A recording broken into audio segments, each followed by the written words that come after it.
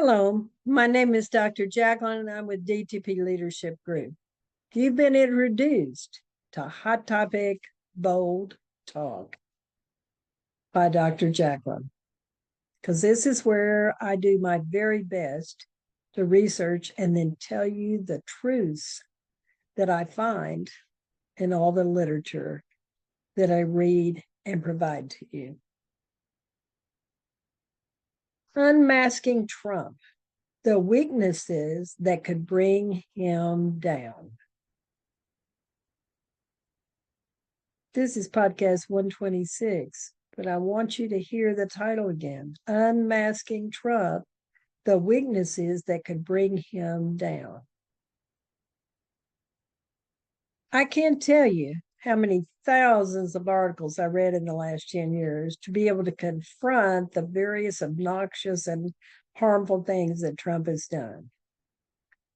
I finally found an article that literally describes what he is doing and how his style has all kinds of weaknesses that we can use against him. It is clear how he can destroy so many important things. And I think you need to listen to what I have to say, or at least read my blog, because I've got something that's extremely valuable to you and me and our friends. Taking action. How can we stop Trump and Musk? In this podcast, I will always be providing things that people are taking significant action on to stop Trump and Musk from doing whatever they're doing. You and I need to be educated about what we know and then share it with others. We also need to appreciate the media that keeps us up to date with the next thing Trump decides he's going to do with not knowing exactly what he's doing. And then the courts and many lawyers and organizations step in to stop him from the ignorant things he's doing. Both Musk and Trump are very vulnerable, and they haven't created any savings by all these firings and all the destruction of agencies. They are spending yours and my money on all these legal actions that have been brought against both of them by using our Justice Department as their personal legal team. So think about that one. That's exactly what they are doing. The Atlantic revelations expose Trump's game plan. So on February 24th, 2025, The Atlantic wrote an article with Jonathan Rauch entitled "One Word Describes Trump," which tells us all exactly what Donald Trump is doing. I have never seen an article that is as clear that you and I can see what he's doing. And now we can counter and discuss multiple ways that we can do something about him, and both of them.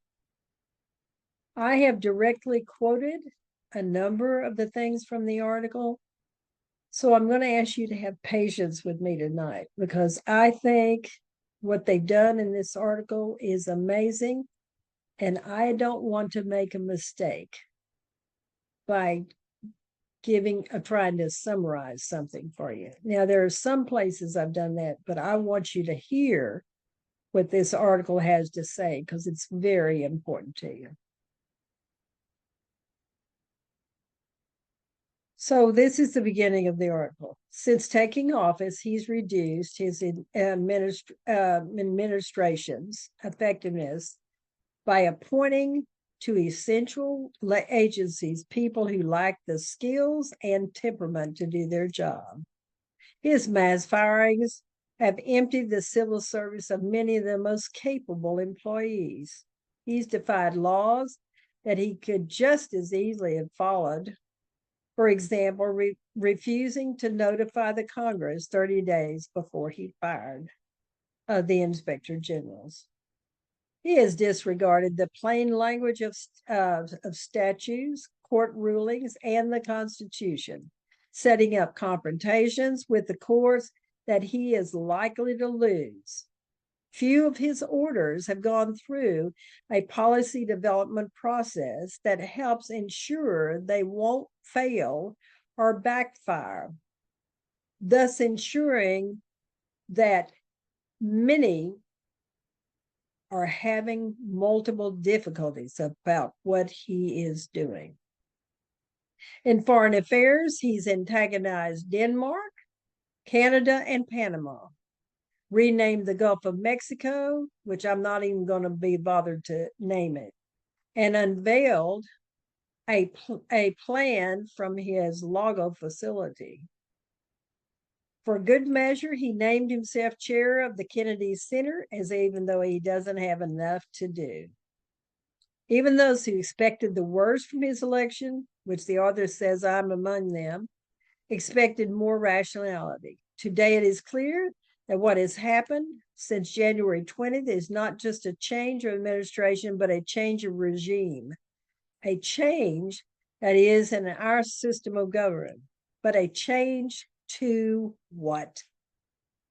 There is an answer, and it is not classic authoritarianism, nor is it autocracy, oligarchy, or monarchy. Trump is installing what scholars call patrimonialism. I've never heard the term, but this article is fabulous. Patrimonialism is something we need to understand because it's essential to defeating it.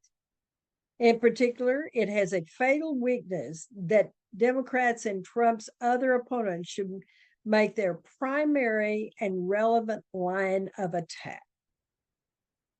Now, these two professors that have a published book, The Assault on the State, How the Global Attack of Modern Government Endangers Our Future, by Stephen Hansen, a government professor at the College of William and Mary, and Jeffrey Kopstein, a political scientist at UC Irvine, have provided us a great deal of information in this Atlantic article. They bring to our attention a most forgotten term whose lineage dates back to Max Weber, the German sociologist best known for his books, The Protestant Ethic and the Spirit of Capitalism. Weber wondered how the leaders of states derive legitimacy, the claim to right to rule. He thought it boiled down to two choices. One is national legal bureaucracy or bureaucratic proceduralism, a system in which legitimacy is bestowed by institutions following certain rules and norms. That is the American system we all took for granted until January 20th. Presidents, federal officials, and military inductees swear an oath to the Constitution, not to a person. The other source of legitimacy is more ancient, more common, and more intuitive. The default form of rule in the pre-modern world, Hansen and Kopstein write, the state was little more than the extended household of the ruler. It did not exist as a separate entity. Weber called this system patrimonialism because rulers claim to be the symbolic father of the people. The state's personification and protector is who they were seen as. Exactly that idea was implied in Trump's own chilling declaration. He who saves this country does not violate any laws. In his day, Weber thought that patrimonialism was on its way to history's scrap heap. Its personalized style of rules was so capricious to manage the complex economies and military machines that after Bismarck became the hallmark of modern statehood. Unfortunately, Weber was wrong. Patrimonialism is less a form of government than a style of governing.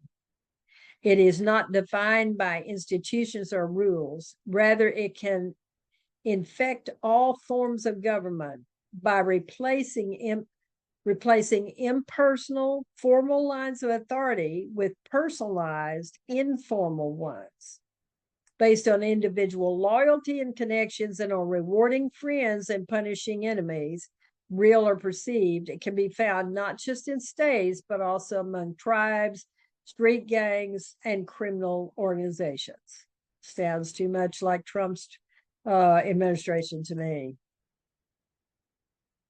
The fatal weaknesses of patrimonialism. In its governmental guise, patrimonialism is distinguished by running the state as if it were the leader's personal property or family business. It can be found in many countries, but its main part of governing is, at least until January 20th, only been seen in Vladimir Putin. In the first portion of his reign, Putin ran the Russian state as a personal racket. State bureaucracies and private companies continue to operate, but the real governing principle was stay on Vladimir Putin's side or else. Again, it sounds too familiar.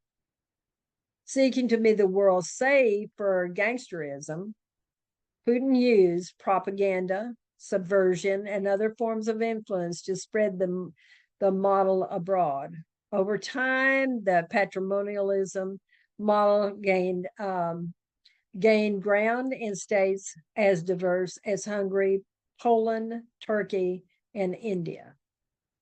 Gradually, as one of the author's friends, and Applebaum has documented, those states coordinated in sometimes like a syndicate of crime families working out problems, writes Hansen and Kopstein in their book. Dividing up the spoils, sometimes quarreling, but helping each other when needed. Putin in this scheme occupied the position of the boss of bosses until now. Move over, President Putin. So it's very important to understand the source of Trump's power so we can see the main weaknesses defined in the article. It requires us to understand what patrimonialism is not. It is not the same as a classic authoritarianism, and it's not necessarily anti-democratic. But please listen carefully to how they distinguish that and say something about it, because it is certainly not democratic, but it's not anti. Patrimonialism is the antithesis of not democracy. The antithesis to patrimonialism is bureaucracy, or more precisely, bureaucratic proceduralism. Classic authoritarianism, the sort of system seen in Nazi Germany, the Soviet Union, is often heavily bureaucratic. When authoritarians take power, they consolidate their role by creating structures such as secret police, propaganda agencies, special military units, and other forms. They legitimize their power with legal codes and constitutions. If you read 1984, you will see this kind of government. The Ministers of Truth, in his book, was propaganda. Peace represented war, and love was state security. So the regime was much often characterized with terrifying features.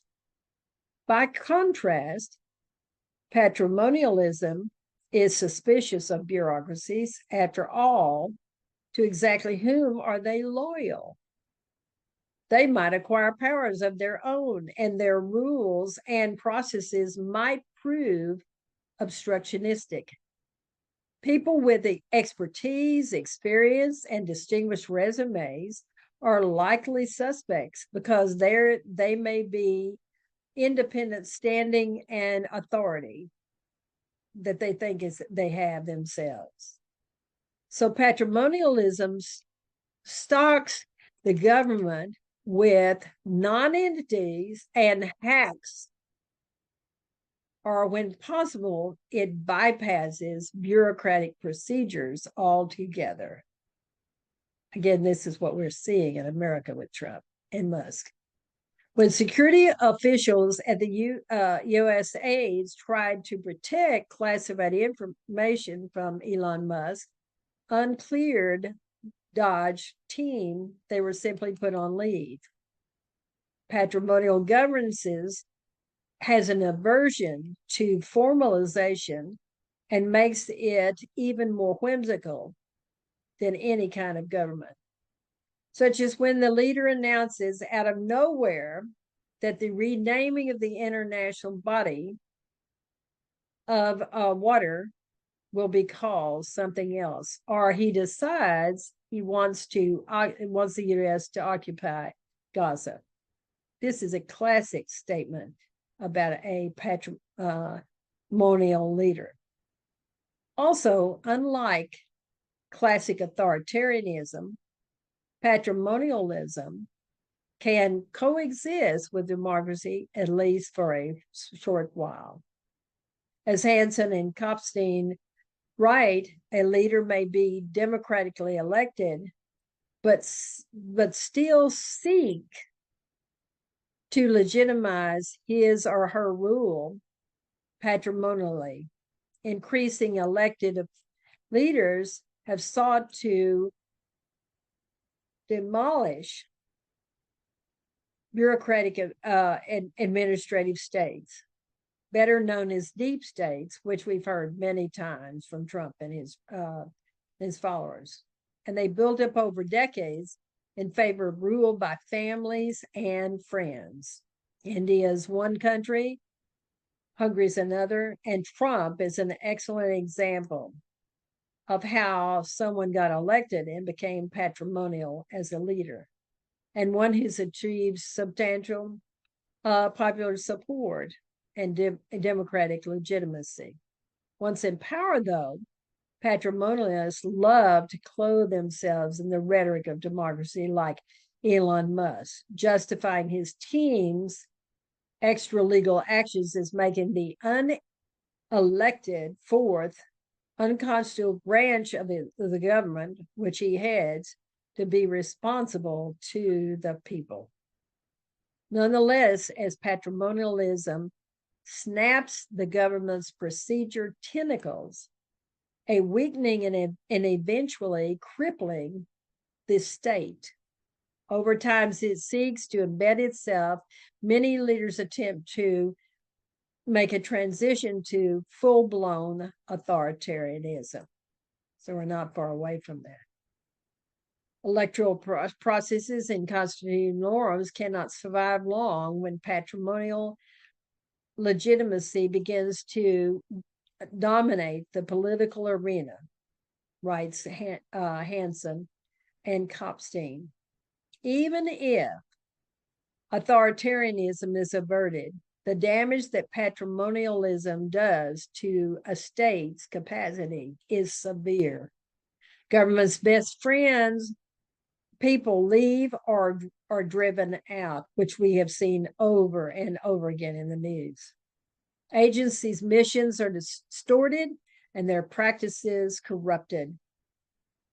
Procedures and norms are abandoned and forgotten. Civil servants, contractors, guarantors Corporations and the public are corrupted by the habit of accruing favors. To say then that Trump lacks the temperament or attention span to be a dictator offers little comfort. He is patrimonialism's perfect organism. He reckons no distinction between what is public and private, legal or illegal, formal or informal, national or personal. He can't tell the difference between his own personal interests and the national interest, if he even understood what the national interest is, says John Boltman, who served as national security advisor in Trump's first administration. He told the Bulwark about this. As one prominent Republican politician recently told me, understanding Trump is simple. If you're his friend, he's your friend. If you're not his friend, he's not your friend. This official chose to be Trump's friend. Otherwise, he said he would not have been able to carry out his job for 4 years. Patrimonialism explains what might otherwise be puzzling to you and me. That's the reason I think this article is so important. Every policy the president cares about is his personal property. Trump dropped the federal prosecution of the New York mayor, Eric Adams, because a big city mayor is a useful thing to have. He broke with 50 years of practice by treating the Justice Department as his own personal legal firm, which I've already mentioned. He treats the enforcement of the duly enacted statutes as optional, and what's more, claims the authority to indemnify lawbreakers. He halted proceedings against January 6 thugs and rioters because they are on his side. His agencies screen hires for loyal to him rather than to the Constitution of the United States. In Trump's world, federal agencies are shut down on his say, so without so much as a nod to the Congress. Henchmen with no statutory authority barge into agencies and take them over. A lawyerist had only ever managed 2 small nonprofits is chosen for the hardest management job in the government. They're talking about Musk. Conflicts of interest are tolerated but not outright blessed. Prosecutors and inspector generals are fired for doing their job, and thousands of civilian servants are converted to employment at the president's will. Former official security protection is withdrawn because they are disloyal. The president himself is treated as a business opportunity. Just think of the millions he's won by threatening people, and then they come visit with him in the White House and give him $40 million or something. Yet when Max Weber saw patrimonialism as obsolete in the era of the modern state, he was daydreaming. As Hansen and Kopstein note, patrimonial regimes couldn't compete military or economically with states led by expert bureaucracies. They still can't. Patrimonialism suffers from 2 inherent and in many cases fatal shortcomings. I've already given you plenty of the weaknesses. Here's 2 more. The first is incompetence. The arbitrary whims of the ruler and his personal group of friends continually interfere with the regular functioning of the state's agencies, writes Hansen and Kopstein. Patrimonial regimes are simply awful at managing any complex problem of modern governance. At best, they supply poorly functioning institutions, and at worst, they actively prey on the economy. We're already seeing that. Already, the administration seems bent on debilitating as much of the government as it can. Some examples of incompetency have been reported over and over again. The firing of staffers who safeguard nuclear weapons, or the knowledge base that we had about preventing bird flu. And yet this doesn't happen because we're not a member of the National Health Organization. So all of this is maybe laughable, but is very alarming. Eventually, incompetence makes itself evident to the voting public. And that's what you and I need to do, is let the voting public know about what patrimonialism and what's happening. And once we let the voting public know, because they're already in an uproar, then we are going to get help even from the opposition. But helping the public understand patrimonialism, other, even greater vulnerability is corruption. Requires relentless messaging.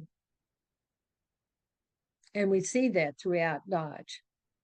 Patrimonialism is corrupt by definition because its reasons for being is to exploit the state for gain, political, personal, and financial. And it's happening all the time. At every turn is at war with the rules and institutions that impede rigging, robbing, and gutting the state. We know what to expect from Trump's second administration. Larry Diamond of Stanford University Hoover Institute said in a recent podcast, I think we're going to see an absolute staggering orgy of corruption and crony capitalism in the next 4 years, unlike anything we've ever seen since the late 1900s, the Gilded Age. Again, another writer says it's going to be a lot worse than the Gilded Age. So let's look at the Democrats that are uprising and fighting back against Trump and Musk. The Washington Post has an excellent article on a populist uprising stirs among Democratic furious at their leaders by Reston. She gives us multiple examples of people coming to the Democratic meetings of congressional representatives in thousands across the country. They want action by the Democrats in Congress against President Trump's drastic cuts to government agencies and demanding that their leaders fight harder to save programs that benefit the middle class. Reston gives you plenty of comments from angry attendees at these meetings. Now, you can remember in one of my past podcasts that I comment on the angry crowds that the Republican congressional members had at their town halls. So they went on the phone, but then they were told to not have any more town hall meetings because they were getting a lot of notice in the news about how many were really angry. Another Washington Post article by Paul Kane, Democrats confront the wrath of their voters just as Republicans have. By clear, they see the Democratic leaders capitulating to Trump and Musk rather than taking a stand. I appreciate this vote, which is so true. Rather than relying on a base of voters, cheering them on, congressional Democrats are confronting liberal activists who deem their timidity toward fighting President Donald Trump and Republicans as the failure for the particular moment. Until now, Democratic voters have been more favorable toward good governance, confrontation, but they've certainly not been excited about chaotic tactics that have been used by the conservative Tea Party that is at the foundation of the GOP currently. Yet there are crowds pouring out to cheer liberal icons promising to fight Trump, having a similar fervor to those that showed up to the April 2009 Tax Day protests that launched the Tea Party. With the polls from this article, they showed 2 polls naming specific Congress members who are losing ground to the ones that want to fight Trump and Musk. Roughly 6 in 10 Democrats want their party to take the fight to Trump and the Republicans, particularly after Elon Musk had the audacity to show a chainsaw wielding approach to dismantling congressional sanctioned federal agencies. How Democrats have seized the moment in the Washington Post is an impromptu debate between the columnists. And here are some things they say that need to be addressed. They say, face the fact that for decades, the government has needed to be seriously evaluated, reformed, and streamlined, which the Democrats refused to do because they were the party of expanding government. They need to focus on all people that are joining them in this fight, that want them to focus on all the people, not specific groups. They have an excellent description of what the issues around specific groups are.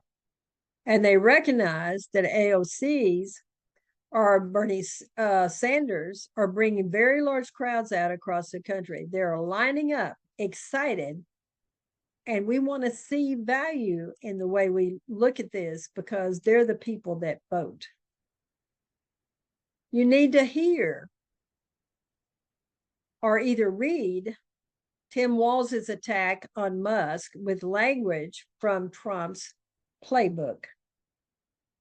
The Minnesota governor has derided Elon Musk as a South African Nepo baby in the New York Times.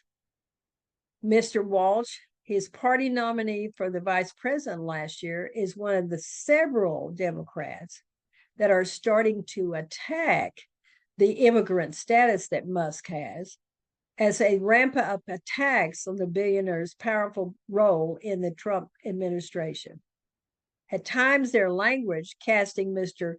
Musk as foreign outsider has echoed aspects of President Trump's own xenophobia insults of his political foes. Although Mr. Trump's remarks were typically directed toward elected officials that were persons of color, not white billionaires. It's not just Democrats that aim comments at Musk. Stephen Bannon, one of Trump's chief advisors in his first term, has made it very clear. Mr. Musk is a parasite, illegal immigrant who lacked respect for the country's history, values, or traditions. Time magazine has another one by Democratic Angie Gregg on how to win back rural Middle West voters.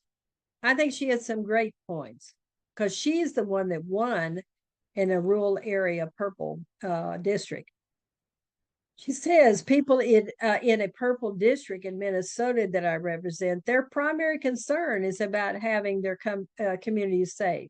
They have someone in Washington who's going to work to support the police. He's going to work to secure the southern borders. He's going to make certain that we keep fentanyl out of our country. But we can have a secure border and a big gate that allows immigrants through to America. We do not have to choose between the two. She also says, I'm going to work to lower costs and put more money in your pockets. And I think as a party, we need to do those kinds of things. She goes into quite a discussion about child tax credits and about housing.